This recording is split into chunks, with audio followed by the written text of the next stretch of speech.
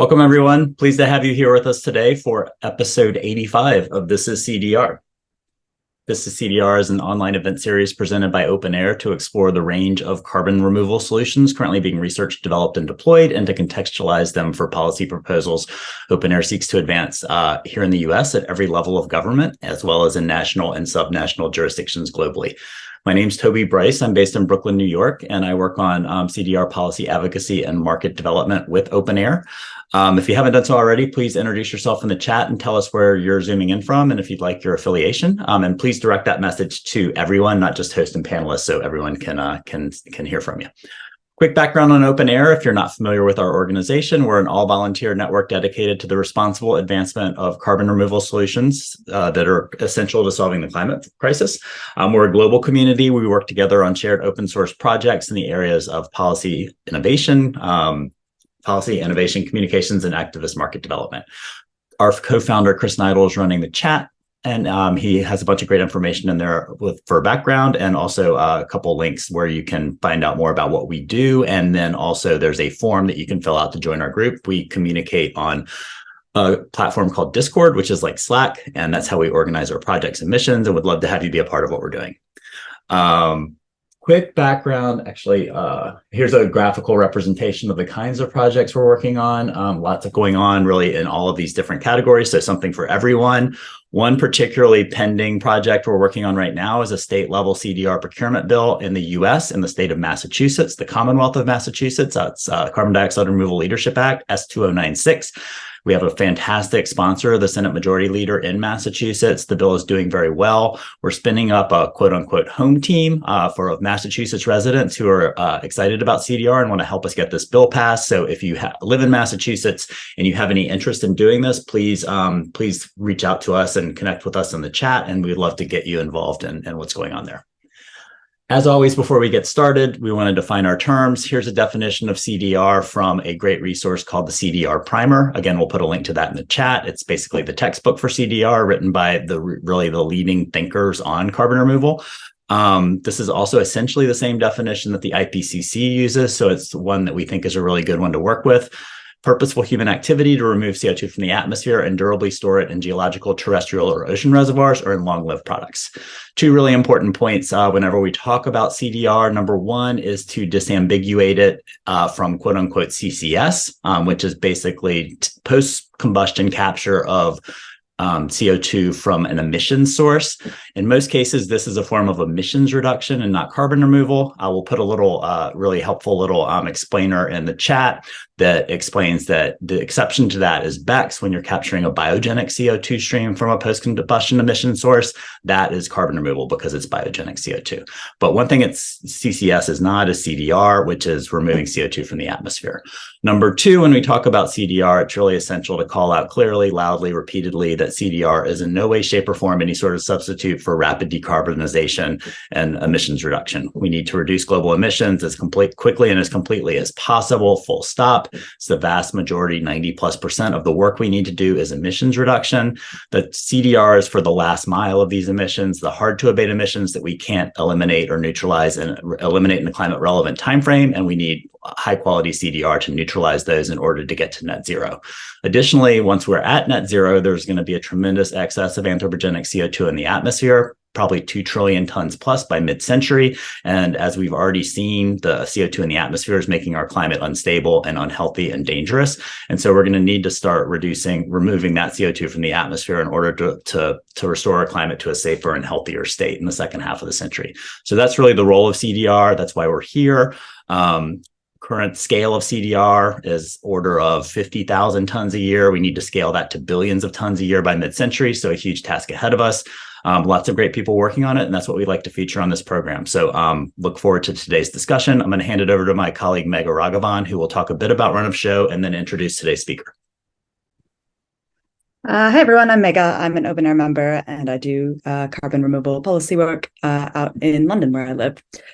So yeah, as usual, we're going to start with a short presentation, followed by a few prepared questions, and then we'll go into moderated audience Q&A. So if you do have any questions along the way, please do type them into the Q&A box, not the chat box in Zoom. Just make sure you find the right one. It'll help us to keep track and to make sure we get to all of your questions. We'll also be recording the event, and we're going to send that out to everyone who registered, as well as post it to OpenAir's website and OpenAir's YouTube channel, which you should check out as well. Okay, this week we're very pleased to welcome CarbonBlue co-founder and CEO Dr. Dan Deviri to present the company's approach to direct ocean removal of carbon dioxide via marine calcium looping. Dan is the co-founder and CEO of CarbonBlue. He holds 3 B.Sc degrees, 2 in chemistry and 1 in physics from the Technion, 1 in molecular biology from the Open University of Israel, as well as a Ph.D. in theoretical physics from the Weizmann Institute of Science, all with the highest honors. Dan has a proven track record in research and problem solving, has published multiple high-impact scientific papers, and has won international research awards. Towards the end of his PhD, Dan decided to pivot from the academic path to use his scientific skills to positively impact the world by tackling climate change, which led him to co-found CarbonBlue with his friend Iddo Tsur at the beginning of 2022. So Dan, whenever you're ready, go ahead and come on video and share your screen. Well, thank you, Megan, for the very kind introduction. Let me share my presentation here. So can you see my screen? Yeah, looks good. Okay. So thank you very much for coming, and OpenAir, of course, for organizing this amazing talk series. So as Megan said, I'm going to talk today about direct ocean removal with a slightly different approach, and I will get to it soon. But before I get to it, I want to talk a little bit about the challenge. You've seen this plot many times. I wouldn't say too many words about it. I just want to stress the magnitude of this challenge. According to the IPCC, we need to remove, by the end of the century, 740 gigatons of carbon dioxide. That's on average 10 billion tons of CO2 per year. And of course, this figure keeps increasing as we are not scaling fast enough CDR. And that necessitates few special, I would say, points that we have to address in any CDR technology we are thinking about. And just to be clear, the challenge is not only technological, because CDR can be facilitated by planting trees, and many other technologies. But what we need to focus on is not only the technology, is to make sure that the technology is hyper scalable, that we can in just few decades reach this immense figure of 10 billion tons, which, just for comparison, it is similar to the annual production of steel, cement, and crude oil combined today, just in few decades to become one of the largest industries in the world. And of course, as one of the largest industries, we need to make sure that we build it right.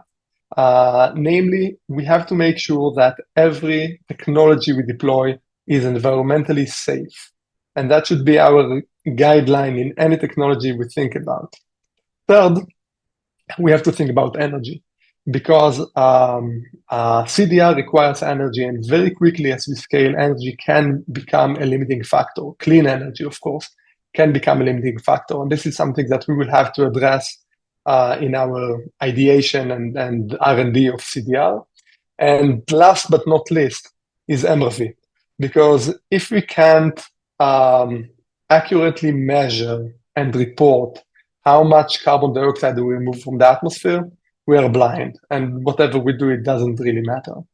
And I will try to address those points in my talk today. I will just give you a quick preview on how our technological solution addresses this point. So we think about repurposing existing infrastructure, making existing infrastructure on top of what they're used for, to make them into CDR facilities.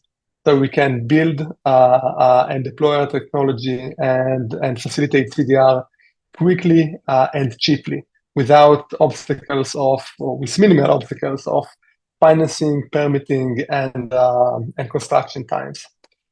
Second, to address the safety concerns, we didn't use any chemicals to remove the carbon dioxide in a way that change the chemical or biological composition of the environment. So risks of any adverse environmental impact are minimal, and of course we address that in experiments that we do. We can use flexible sources of energy. We will get to it, and at the end of the presentation, I will talk more about our approach to MRV, which combines, similar to most ocean-based CDR methods, combines observation and modeling. So I talked about the challenges and how we plan to address them, and of course this has to be supported by the technology we develop. As I said before, our goal is to facilitate direct ocean removal, meaning removal of CO2 that is dissolved in water in a way that will allow the decarbonated water to reabsorb from the atmosphere back the carbon dioxide we removed. And we do that using a chemical looping approach, meaning few chemical reactions in which the product of each reaction is the reagent of the next reaction, forming a loop. So we do not need any external feedstock of chemicals. So we do not change the chemistry of the water and do not risk the environment in any way. And more specifically, the way we do that is in a two-step solution. The first reaction is a mineralization reaction, where we mix the water with lime, calcium hydroxide. The calcium hydroxide dissolves in the water, increases its pH, and converts the carbon dioxide that is dissolved in the water into the form of carbonate ions. Those carbonate ions form a complex with the calcium, and precipitate in the form of calcium carbonate. This process occurs naturally, and you can, in a beaker, mix water with lime, and that will happen. But it will take days to complete.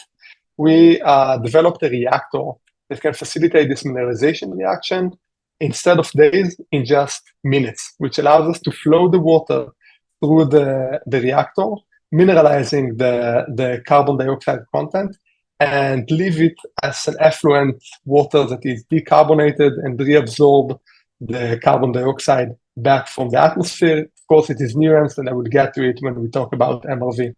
The next step, since we have to close the loop, would be to take this calcium carbonate and process it in a way that makes it back into calcium hydroxide, releasing the carbon dioxide that was previously in the water in a pure form, and regenerating the calcium hydroxide. This process is endothermic.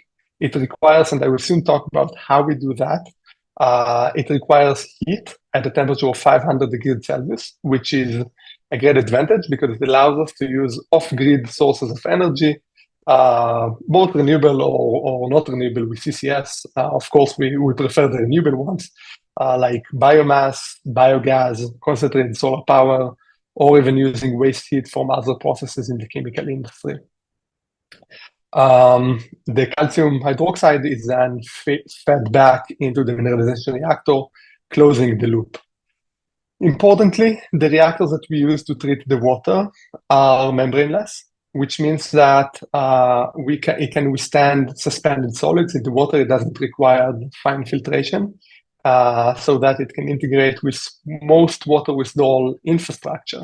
Furthermore, because this process is not electrochemical, we are not sensitive to the salt content of the water. We can work with brines, seawater, and fresh water, even industrial water, wastewater. We are indifferent to that, which further increases the flexibility of deployment and integration of our technology. So the chemistry, buffed of you, this is the schematic cartoon of the process. The mineralization reactor here is what I described, and those two reactors, which we developed together with a research institute here in the United States, named the Energy and Environment Research Institute, ERC, facilitate the regeneration reactor. Basically, it first dissolves the carbon dioxide in acid, in hydrochloric acid, releasing the carbon dioxide and forming calcium chloride, which is then fed into an hydrolysis reactor that reacts it with with steam at a temperature of 500 degrees Celsius. At those conditions, the calcium chloride is decomposed into hydrochloric acid fumes, which is used in this dissolution reactor, and the calcium hydroxide, which is used in the mineralization reactor. So where are we now? We have working prototypes of all the reactors in our R&D site in Israel, co-located with the desalination facility. This is what you see here in the middle.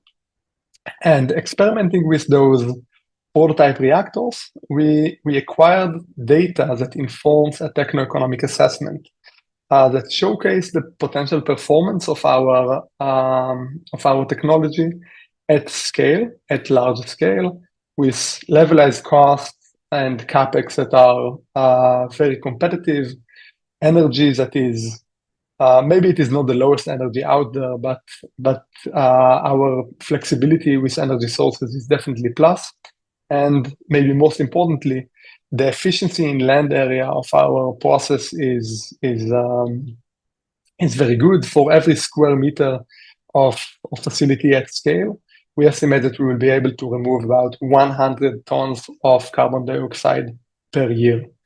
In terms of our roadmap ahead, we already have an agreement with this desalination facility to integrate our technology into the feed water. At the beginning, with a small portion of the feed water accounting for 40 tons per year of carbon dioxide. That should happen in 2023, but given the circumstances in Israel, that may be deferred a little bit. And after showing that the process is not harming in any way or destabilizing the desalination process itself, since the effluent water is then further desalinated, we will expand to work the entire feed water of the facility, reaching 400 tons per year of CO2 by the end of 2024. Why desalination facility? That exemplify a very important point in our philosophy, which is the core benefits that we can provide to the industries that let us integrate into their water infrastructure. Desalination is a very good example. I will not get into too much of technical details, but and of course it depends on the specific desalination facility, but potentially removing carbon dioxide from the feed water of a desalination facility can significantly reduce the energy consumption of the facility by up to 20% and increase the produced water by 5 to 10%, and that without even counting the benefits of removing the carbon dioxide and sequestering the carbon dioxide. And this point is important because it shows, and if we calculate the value of those core benefits, we can reach $250 per ton of CO2 removed, which is by itself can be economical to facilitate. And this shows that by providing those core benefits, we can support the hyperscalability that is so important for CDR technologies. Of course, desalination facilities is only the beginning, and the volume, the throughput of water that goes to desalination is relatively small. In total, it can reach CDR of megatons in aggregate. But there are many other industries using water. A short and non-comprehensive list is shown here with estimates about how much CDR we can get if we deploy CDR DOR technology on the feed water. So desalination in aquaculture, there are specific core benefits that we identified, but industrial cooling systems, we can reach much higher scales of hundreds of megatons. If you count dams, it's already, we get to gigatons. Offshore, depleted offshore gas platforms, which needs to be decommissioned, water reservoirs, and many other examples. And that's to show you that if we use the existing infrastructure, hypothetically, we can reach the scale of gigatons without laying a single pipe of our own, which of course streamline and expedite all the deployment and permitting process of facilitating direct ocean removal, of constructing direct ocean removal facilities. Of course, we are talking about gigatons and being one of the largest industries in the world. And that brings us to the very important questions. What are the social and environmental implications of CDR and specifically of our technology? So first of all, and I speak for myself, but I also speak on behalf of any employee of CarbonBlue.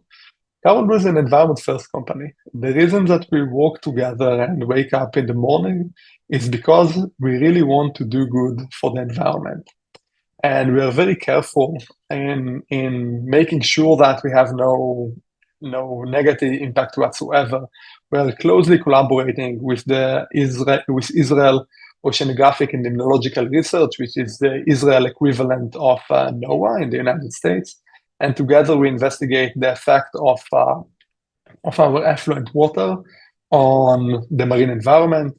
We tested a primary producer of the Eastern Mediterranean where we operate, and we've shown that there is no negative effect on the well-being of the organism. And we also believe that we can show not only benign effects, but positive effects. And that would be the next topic of our research, is to investigate the effect on calcifiers, which are organisms known to be affected by ocean acidification. And of course, ocean acidification is caused by excess concentration of CO2 in the water. By pulling out the CO2, we are mitigating it, at least locally, in some plume around the removal facility, at least until the water reabsorbs the carbon dioxide back from the air. We have compiled the report and submitted it to a peer-reviewed journal. Hopefully, you will be able to read that in the next few months. And third, moving from the environmental to the social implications, in our DNA is working with local communities. Whoever of you knows about the structure of a kibbutz, which we operate in now, probably knows that it's a community that owns all the businesses and production facilities on the premise, and we're working together with them. So our day-to-day operation is made closely with the leaders of the community by communicating with the leaders of this community. And this is definitely something that we plan to conserve and keep for future projects, wherever they will be in the world. And I think one point that I would like to highlight, which is another social core benefits, potential social core benefits, is of repurposing existing infrastructure. And sometimes this infrastructure is of abandoned industry that used to hold the community, which now suffers. For example, think about a depleted offshore platform that now no one works on it, and it needs to be decommissioned. So instead of that, and maybe it's a steel facility with a cooling water infrastructure, we can use this infrastructure to build a new business, hire people from the community, and bolster the communities that depend on the businesses previously used this infrastructure. And of course, at the same time, rehabilitate the environment around those communities. And last but not least, I said that I think 5 times at the beginning of the presentation, the aspect of MRV. So does it really work? Direct ocean removal. So the scientists out of you probably know that in equilibrium, DOR, direct ocean removal, and direct air capture our equivalent. It is called Henry's law. It basically says that if we remove carbon dioxide from water, we make the water subsaturated, and the water reabsorbs exactly the amount of carbon dioxide that we removed back from the atmosphere. Of course, if we do it correctly from a chemistry perspective, meaning conserving the alkalinity of the water. But there is complication because it takes time to equilibrate, and during this time, the water can lose contact with the atmosphere. For example, think of effluent water that sink to the bottom of the sea. What happens then? It's a good question. We can say that in rivers and streams, this is not really a problem because of the contact, the prolonged contact with the atmosphere and the turbulence that makes sure that there is a mass transport of efficient mass transport of carbon dioxide into the decarbonated water. But in the ocean, in the open ocean, this does pose a challenge, and it requires a robust scientific approach for MRV.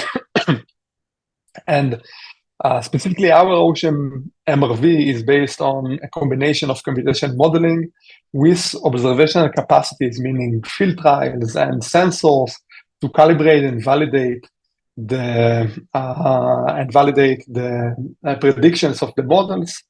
For the oceanographers of you, I can cite the details of this approach. We use nested regional models of the Mediterranean that already exist. There are the finest resolution is very good. It's 300 meters, and it contains our facilities that we are building now, which is described in as the yellow star here. And we are now working on integrate into this modeling biogeochemical modules that describe the exchange of CO2 with the atmosphere. We do that in collaboration with Seaworthy that talked here, I think, a month or a month and a half ago, and researchers from Tel Aviv University and UCLA. That's about it.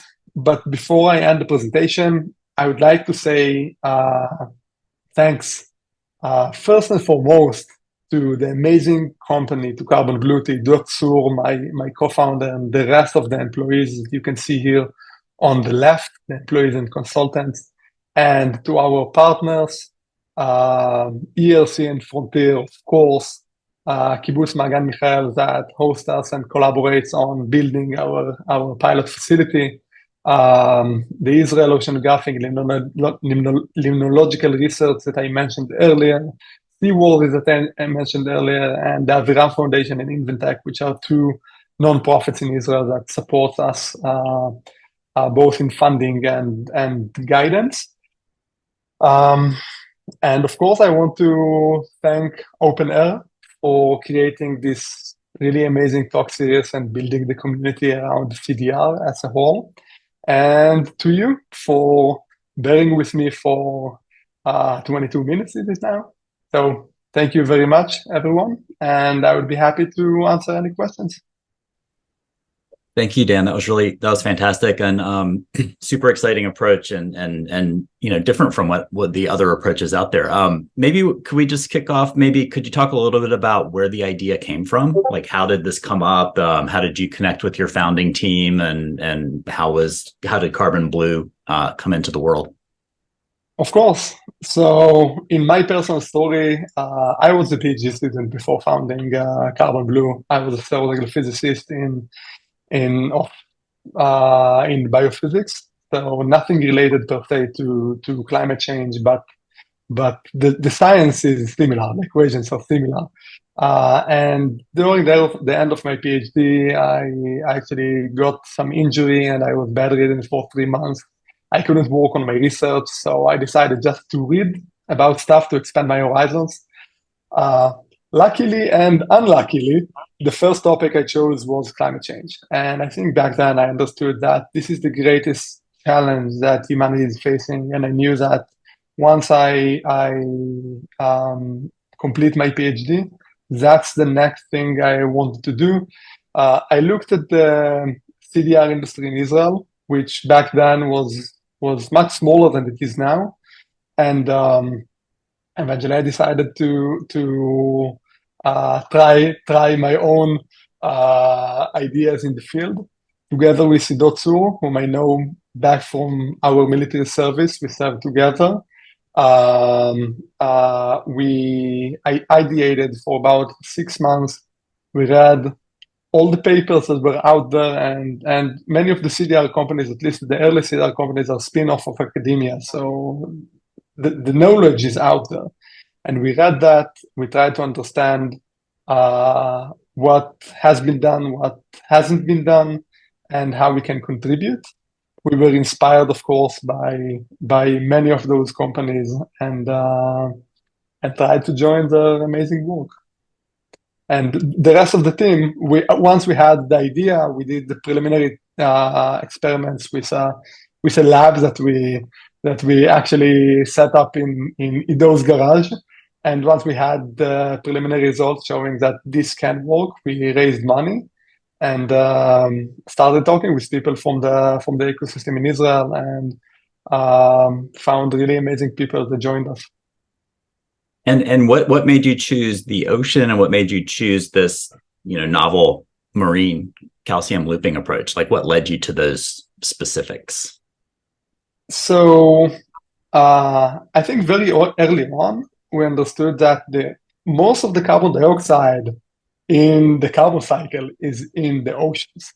And the concentration in seawater of carbon dioxide, the volumetric concentration, is 2 orders of magnitude than in the air. So we've seen great opportunity. We've seen some companies. I'm not even sure that during that time we knew who Ebb Carbon were, but we read Matt Eisenman's paper from X back in his time in X, and of course Carbon Engineering and all the other people. We thought that basically all the ocean-based, industrial ocean-based removal, or most of them, are some sort of pH swing, either through acidifying the water and removing the degassing the carbon dioxide, or increasing the pH and precipitating it. And I think that what we understood is that if we want to generate acid or base, we can't generate acid or base alone. It must come as a pair. And we thought that how we can, because dealing with the, for example, in Ebb Carbon case, dealing with the hydrochloric acid, this is a challenge that we tried to go around, and we tried to think what acid we can generate that we can deal with. And the answer was there. The acid is carbon dioxide. So if we can find a process that creates an alkaline material, but at the same time creates carbon dioxide, that we can geosequester or use any other available solution, we can solve it. And I think calcium looping that we've seen in carbon engineering, this heirlooms approach, were an inspiration to try and modify that to work underwater. Great, that's very helpful. And speaking of those companies that you referenced, just briefly, and we're definitely let's try everything and advance many different approaches. So not to disparage any other companies, but just to differentiate what you're doing from, for example, the incumbent, like other direct ocean removal approaches that are electrochemical, that use electrodialytic, I believe, membranes like Captura. Like, what are the pros and cons in your mind, of your approach versus that direct ocean removal approach?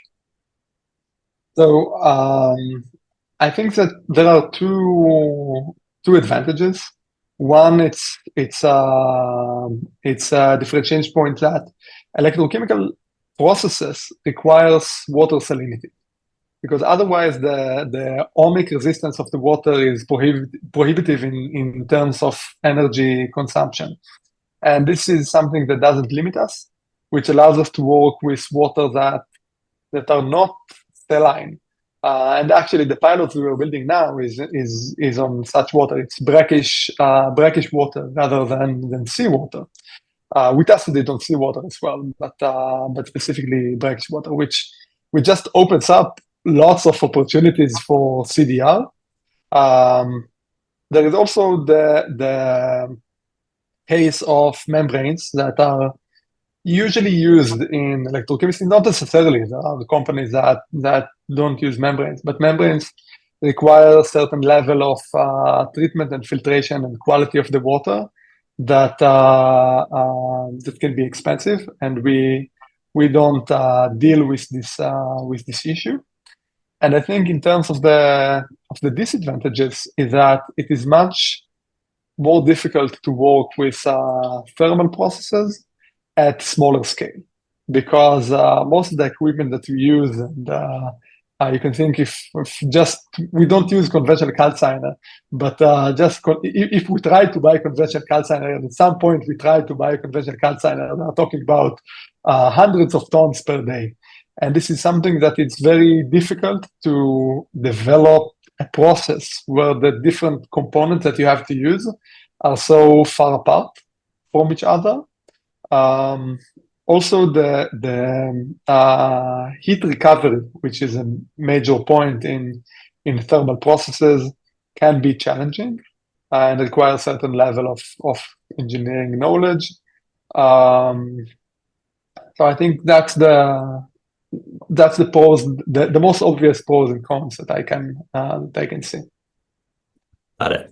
Very helpful. And just briefly again, how, since you did start with a blank piece of paper and arrived where you are, how just briefly differentiate the marine calcium looping versus atmospheric calcium looping, the advantages of the marine approach. I think the advantages of I think the advantage of the marine approach, and when I think about companies like Heirloom, which as I said before, was an inspiration for us and still is, and it's a great company. It's just the difference between water and air. The challenges in water compared to the direct air capture are clear. The MRV is much more complicated in water. Dealing with seawater in terms of permitting can be challenging. It's an environment that is usually difficult to work with in terms of corrosion and contamination of some sort. And the greatest advantage is, as I mentioned before, the concentration of carbon dioxide in water is much higher than in the air. So if you can devise an efficient scheme of removing this water, we can for much smaller volumes of water and much smaller facilities, we can get the same capacity, which just creates a different product compared to direct air capture. Yep. Very helpful.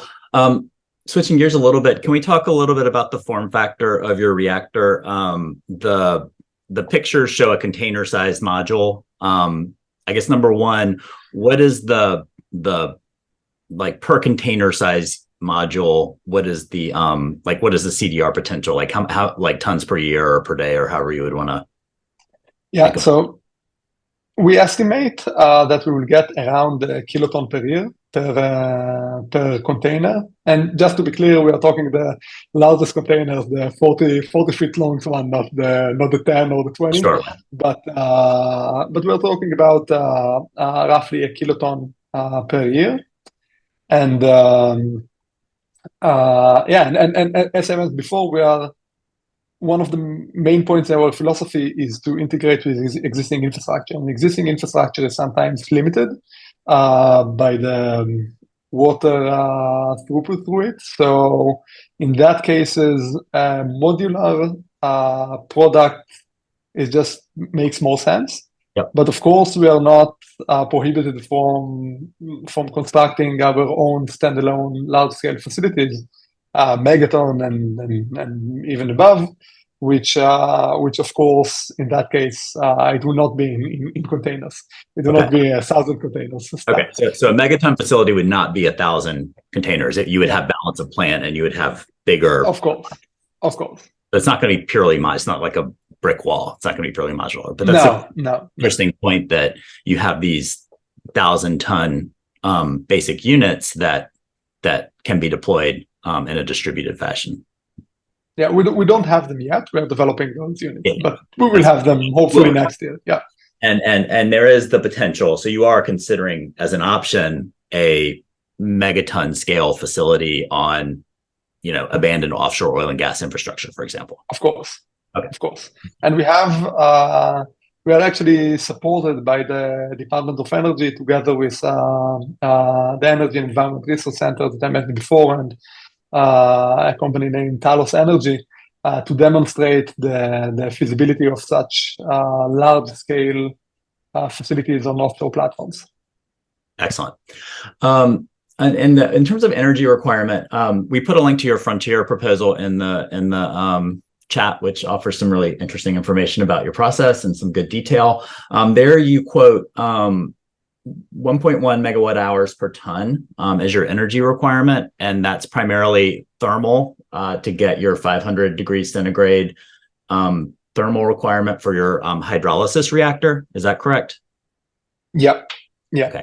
Exactly. And is that your all-in energy requirement, or are there other parts of the process that require additional energy input? There are other parts, of course. There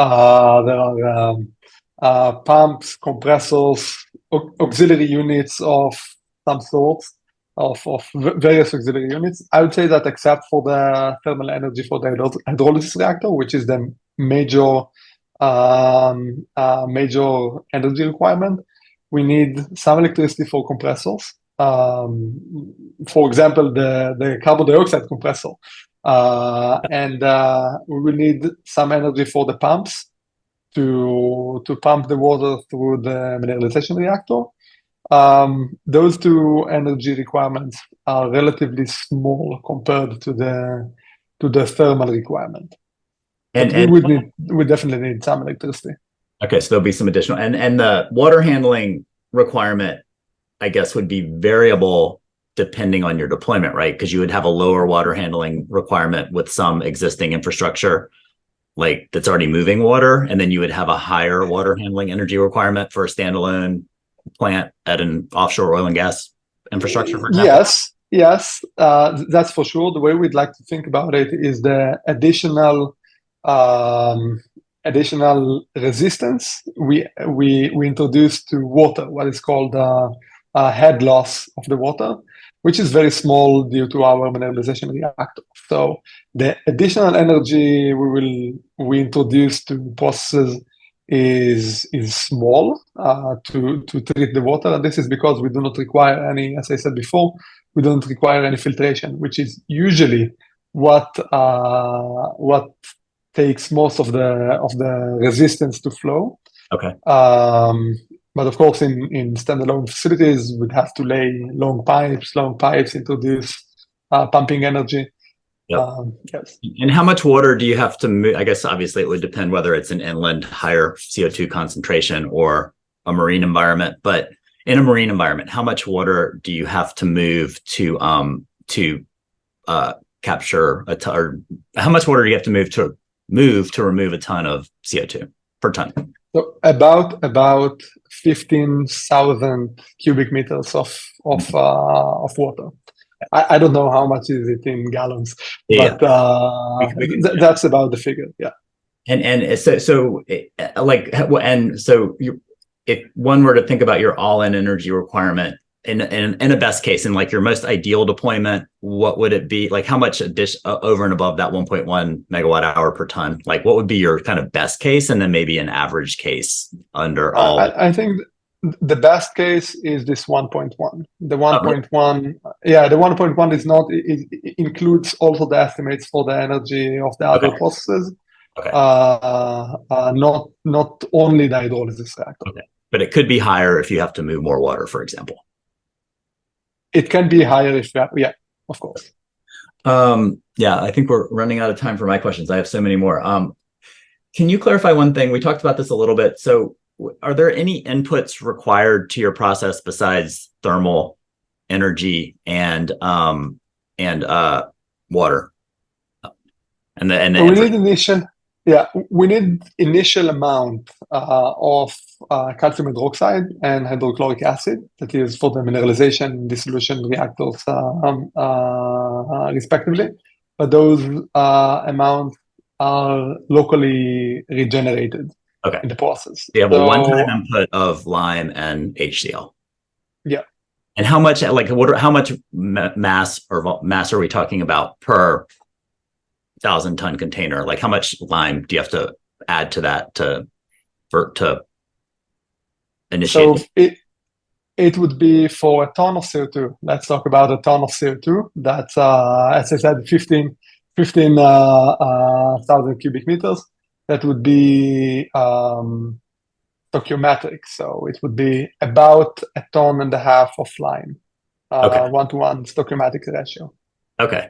So that just so your kiloton per year module, you would have to start it with 1,500, 1.5 kilotons of lime, and then that would recycle in perpetuity, or is for the lifetime of the. It depends. It depends on the size of the facility. I mean, Okay. for larger facilities, we need more than that. But we are talking about very small amounts. 1.5 to yeah, it's not 1.5 to every yeah. ton per year.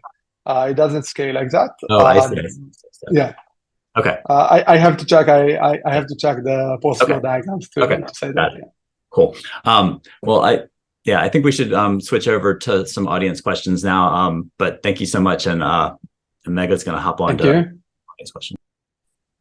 Great, yeah. So we had a couple of questions. I know Toby asked a bit about the comparison to like other direct ocean captures and to atmospheric capture. Someone also asked, how would you compare it to ocean alkalinity enhancement? So, how did you land on doing direct ocean capture rather than just doing OAE? And specifically about the MRV, do you kind of face very similar issues to the ocean alkalinity enhancement space with respect to MRV, or are there differences in that regard as well? Yeah. So the MRV is, as you said, very similar. The difference is a little bit in the chemistry of the water, because in ocean alkalinity enhancement, as you probably know, you do not remove the carbon dioxide, you just facilitate more absorption, additional absorption of carbon dioxide from the atmosphere. But the main modules and modeling and simulations is about the same.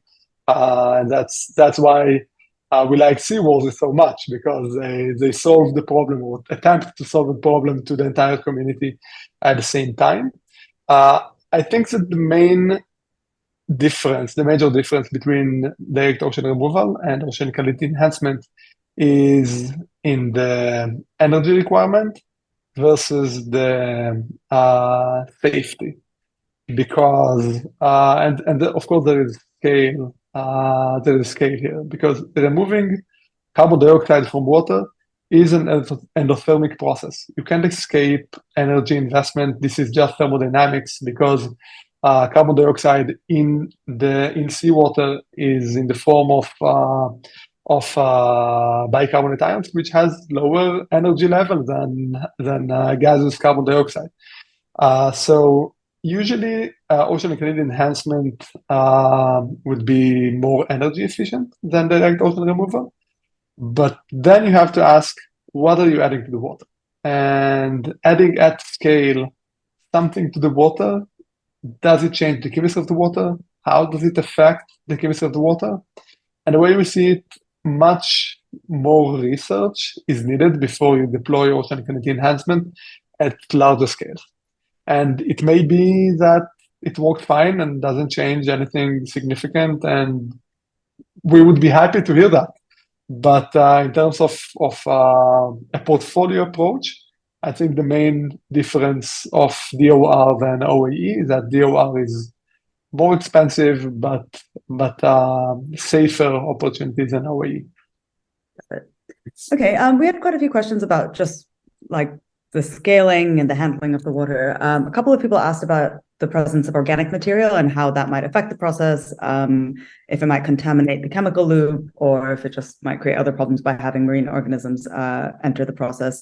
So yeah, how do you deal with that? What issues do you run into, and what kind of solutions have you developed? Yeah, so by and large, organic material does not interfere with the process. It does not contaminate the calcium carbonate precipitate, since the precipitate forms as a crystal, and the organic matter is just displaced out of the the vicinity of the growing crystal.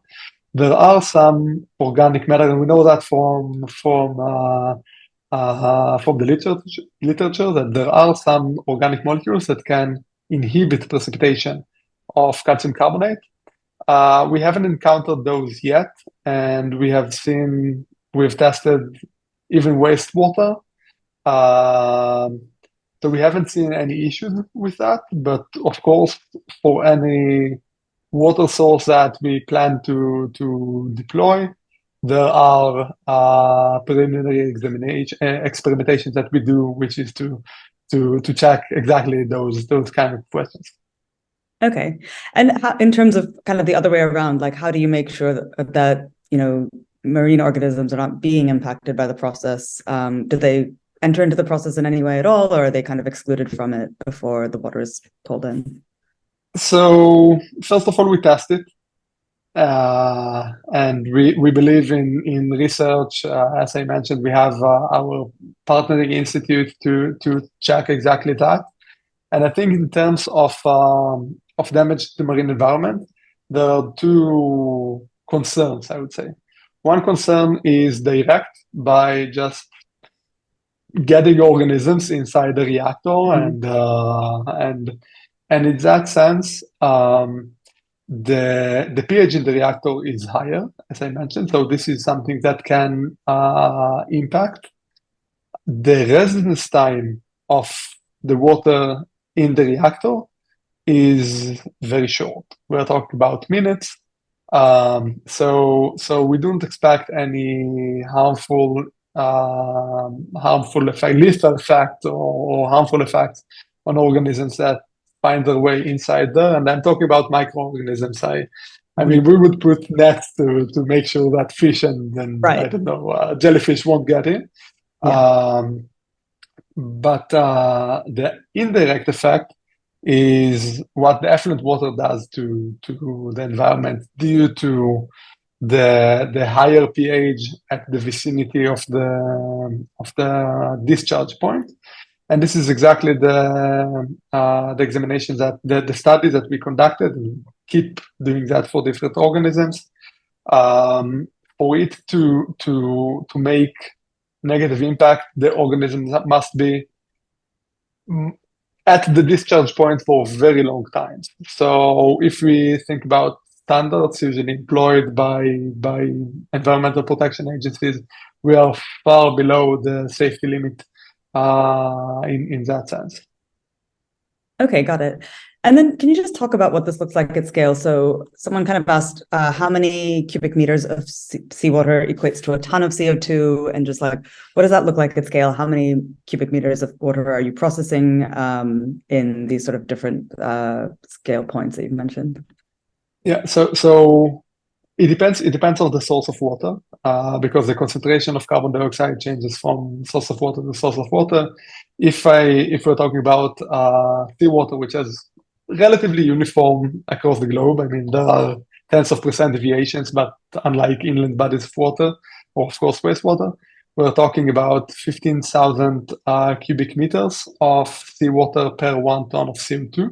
We remove, by the way, about 65 to 75% of the carbon dioxide. Some is left, so we can try to squeeze out there and get it smaller, but it doesn't really make a difference for us, because the way it looks like, it's just imagine large cylinders, vertical cylinders. The water is flowing through the cylinders, leave out the carbon dioxide, and